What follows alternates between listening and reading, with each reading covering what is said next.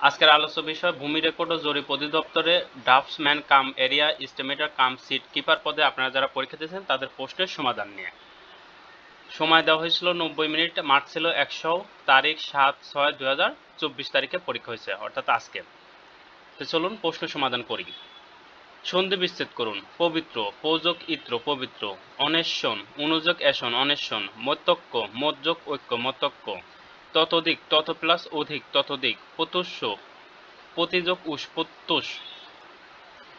আর একটা কথা বলে রাখি, আগামীতে যারা পরীক্ষা দেবেন তারা অবশ্যই ভূমি অধিদপ্তর জব রিভিউ এই বইটির পিডিএফ সংগ্রহ করে নেবেন। পিডিএফ মূল্য মাত্র 40 টাকা। পিডিএফটি সংগ্রহ করতে এই নাম্বারে হোয়াটসঅ্যাপে মাধ্যমে যোগাযোগ করে পিডিএফটি সংগ্রহ করে নেবেন। এই বইটা থেকে আপনাদের ভূমি রেকর্ড জরিপ অধিদপ্তরে 100% প্রশ্ন কমন পাবেন। তো চলুন দ্বিতীয় প্রশ্ন সমাধান করি।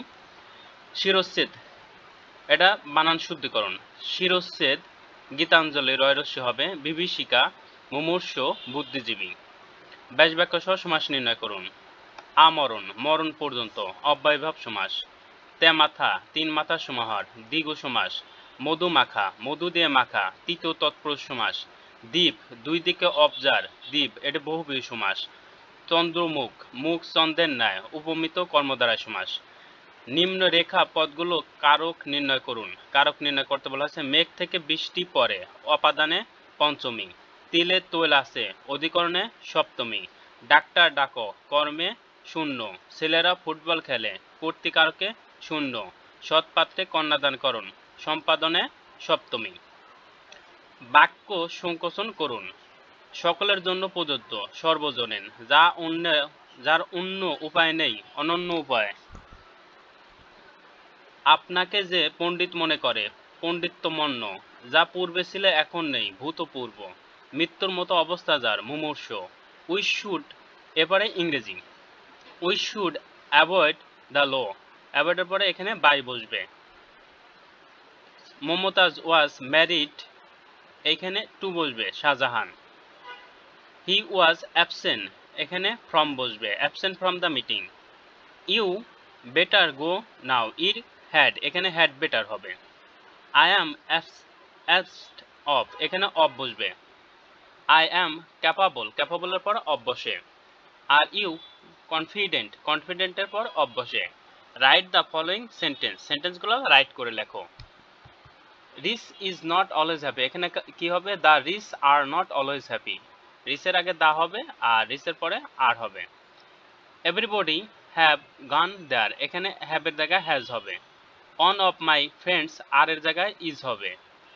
ইস্টারডে হি হ্যাজ, হ্যাজের জায়গা ইস্টারডে হি হ্যাজ, হ্যাজ তো বসবেই না, কারণ ইস্টারডে দেওয়া আছে। এটা পাস্ট ইনডিফিনিট টেন্স হবে, এই কারণে হ্যাডের পরিবর্তে হ্যাড উঠে যাবে, গানের পরিবর্তে ওয়েন্ট বসবে। This is an unique cash, এই ইউনিক যেহেতু আছে ইউ এর মতো উচ্চারণ হচ্ছে, অ্যান না বসে এ বসবে। Would you mind to close the door, would you mind to close the door. আচ্ছা, মাইন্ডের পরে যে ভার্বটা থাকে ওই ভার্ব সবসময় আইএনজি যোগ হয় ওই ভার্বের সাথে, এই কারণে টু ক্লোজ না বসে শুধুমাত্র ক্লোজিং হবে। Translate the following sentence. গত রাতে তার ঘুম ভালো হয়েছে। He slept a sound sleep last night. প্রয়োজন আইন মানে না।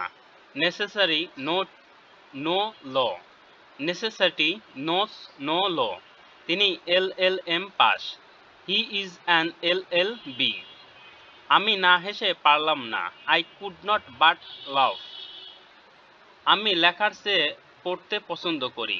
I prefer reading to writing. সে 5 বছর যাবৎ এখানে বাস করছে। He has been living here for 5 days. Answer the following question, following কোশ্চিনগুলোর উত্তর করতে হবে। Reading is a excellent habit. Here the word reading, রিডিংটা কি? এখানে এই বাক্যে রিডিংটা কি হিসেবে ব্যবহার করা হয়েছে? আসলে এটা এক ধরনের নাউন হিসেবে ব্যবহার করা হয়েছে, অন্যভাবে বললে এটা জিরান হিসেবে ব্যবহার করা হয়েছে। ভার্বের সাথে আইএনজি যুক্ত হলে ওটা যদি নাউনের কাজ করে তাকে আমরা জিরান বলি। What kind of the noun is knowledge, knowledge কোন ধরনের নাউন? অবশ্যই abstract noun. What is the adjective of the word mouth, মাউথের অ্যাডজেক্টিভ হলো গা oral. What is the noun form of the foolish, ফুলিশের নাউন ফর্ম হলো fool. What is the superlative degree of the word big? বিগের superlative degree biggest. What is the adjective of the word tax? টেক্সের taxable. এরপর আসি গণিত। প্রদত্ত সংখ্যাগুলোর লসাগু তাদের প্রত্যেকটি ধারা বিভাজন হবে এবং উত্তর হবে 2522। এরপর একটি সমবাহু ত্রিভুজের বাহুর তিনটির পরিমাণ 42 সেন্টিমিটার, 34 সেন্টিমিটার এবং 20 সেন্টিমিটার। ত্রিভুজের ক্ষেত্রফল কত? এটা যেহেতু বিষমবাহু ত্রিভুজ, এর সূত্র হলো S root over S into S minus এক বাহু, এস মাইনাস দ্বিতীয় বাহু, এস মাইনাস তৃতীয় বাহু। এই সূত্র ফেলা কাজ করলে আমাদের উত্তর চলে আসবে। অনেকে শুধু উত্তর লিখে আসছেন, এতে মার্ক পাবেন না, কিন্তু সম্পূর্ণ গণিত এভাবে করে দিয়ে আসতে হবে। উত্তরটা হবে 336। একটি শ্রেণীর প্রতি বেঞ্চে 4 জন করে ছাত্র বসলে 3টি বেঞ্চ খালি থাকে, আবার প্রতি বেঞ্চে 3 জন করে ছাত্র বসলে 6 জন ছাত্র দাঁড়িয়ে থাকতে হয়। ওই শ্রেণীর ছাত্র সংখ্যা কত? আমরা ক্যালকুলেশন করলে উত্তর পাবো 60। এটা ক্লাস 10 এর হুবহু একটা অঙ্ক, এটাও ক্লাস 10 এর অঙ্ক, এটা ক্লাস 8 এর অঙ্ক। এই জন্যই বলি যে ক্লাস 8 এবং ক্লাস 10 এর গণিতগুলো ভালো করে পড়ে পরীক্ষার হলে যাবেন, 100% গণিত কমন পাবেন। সাধারণ জ্ঞান। বিশ্ব পরিবেশ দিবস কবে? 5 জুন। কোথায় দিন রাত্রি সমান? নিরক্ষরেখায়। বাংলাদেশের সংবিধানে এ পর্যন্ত কতবার সংশোধন হয়েছে? 17 বার। পদ্মা সেতুর দৈর্ঘ্য প্রস্থ কত? 6.15 এবং 18.10 মিটার। বাংলাদেশের প্রথম স্বীকৃতিদানকারী দেশ কোনটি? ভুটান। পদ্মা নদীর মাঝি এর রচয়িতা কে? মানিক বন্দ্যোপাধ্যায়। আমি হিমালয় দেখিনি কিন্তু বঙ্গবন্ধুকে দেখছি, উক্তিটি কার? Fidel Castro. স্মার্ট বাংলাদেশ বৃত্তি কি কি? স্মার্ট বাংলাদেশের বৃত্তি 4টি। মুক্তিযোদ্ধা অসামান্য অবদানের জন্য প্রদত্ত খেতাবগুলো কি কি? বীরশ্রেষ্ঠ, বীর বিক্রম, বীর উত্তম এবং বীর প্রতীক। বিশ্বের দীর্ঘতম সমুদ্র সৈকতের নাম কি? এর দৈর্ঘ্য কত? বিশ্বের দীর্ঘতম সমুদ্র সৈকতের নাম কক্সবাজার, এর দৈর্ঘ্য 120 কিলোমিটার। কোথাও উল্লেখ আছে, কোথাও আছে 150 কিলোমিটার, তবে 120 কিলোমিটার এটাই অ্যাপ্রোপ্রিয়েট হবে। অসমাপ্ত আত্মজীবনী বইয়ের লেখককে? বঙ্গবন্ধু শেখ মুজিবুর রহমান। উপমহাদেশে অর্থনীতিতে প্রথম নোবেল পুরস্কার বিজয়ী কে ছিলেন? অমর্ত্য সেন। জিপিএস এবং জিআইএস এর পূর্ণরূপ কি? জিপিএস এর পূর্ণরূপ global processing unit system, global positioning system. GIS এর পূর্ণরূপ জিওগ্রাফিক্যাল ইনফরমেশন সিস্টেম। 6 দফা আন্দোলন কত সালে হয়েছিল? 1966 সালে। ডেঙ্গু রোগের জন্য কোন মশা দায়ী? অ্যাডিস মশা দায়ী। বাংলাদেশের সাথে কোন দেশের সীমানা রয়েছে? ভারত এবং মায়ানমারের সীমানা রয়েছে। রূপপুর পারমাণবিক বিদ্যুৎ কেন্দ্র কোন জেলায় অবস্থিত? পাবনা জেলায়। জাতিসংঘ কত সালে প্রতিষ্ঠিত হয় এবং সদর দপ্তর কোথায়? জাতিসংঘ 1945 সালে প্রতিষ্ঠিত এবং এর সদর দপ্তর নিউ ইয়র্কে। নিষেধ সূর্য দেশ কোনটি? নিষেধ সূর্য দেশ নরওয়ে। বাংলাদেশের প্রথম কৃত্রিম উপগ্রহের নাম কি? বঙ্গবন্ধু 1 প্রথম উপগ্রহের নাম।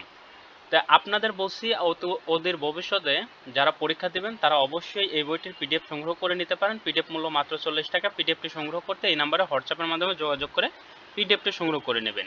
এই বইটা থেকে আপনারা নিশ্চিত থাকবেন 90% প্লাস প্রশ্ন, যত কঠিনে করা হোক 90% প্লাস প্রশ্ন আপনারা হুবহু কমন পাবেন। তা আজকের ভিডিও এখানেই শেষ করছি। সবার জন্য শুভকামনা রইল।